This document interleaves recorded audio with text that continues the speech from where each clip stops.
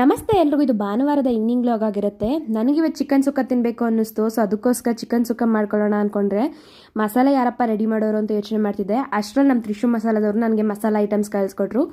ತ್ರಿಶು ಅವ್ರ ಹತ್ರ ಪ್ರತಿಯೊಂದು ಪ್ರಾಡಕ್ಟ್ ಸಿಗುತ್ತೆ. ಕಬಾಬ್ ಮಸಾಲ, ಚಿಕನ್ ಮಸಾಲ, ಮಟನ್ ಮಸಾಲ ಪ್ರತಿಯೊಂದು ಸಿಗುತ್ತೆ.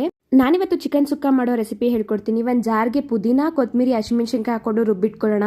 ಅದಾದ್ಮೇಲೆ ಒಂದು ಕಡೆಗೆ ಎಣ್ಣೆ ಹಾಕೊಂಡು ಒಂದು ಸ್ವಲ್ಪ ಬೆಳ್ಳುಳ್ಳಿನ ಜಜ್ಜಿ ಹಾಕೊಂಡು ಒಂದು ಸ್ವಲ್ಪ ಕರಿಬೇವು, ಈರುಳ್ಳಿ ಹಾಕೊಂಡು ಚೆನ್ನಾಗಿ ಫ್ರೈ ಮಾಡಿಕೊಂಡು ತ್ರಿಶು ಮಸಾಲ ಅವರ ಶುಂಠಿ ಬೆಳ್ಳುಳ್ಳಿ ಪೇಸ್ಟು, ಚಿಕನ್ನು, ಅರಿಶಿನ, ಉಪ್ಪು, ಒಂದು ಟೊಮೆಟೊನ ಚಿಕ್ಕ ಚಿಕ್ಕದಾಗಿ ಕಟ್ ಮಾಡಿ ಹಾಕೊಂಡು ಇದನ್ನ ಲಿಡ್ ಕ್ಲೋಸ್ ಮಾಡಿ ಚಿಕನ್ ಬೇಯೋವರೆಗೂ ಇಡೋಣ.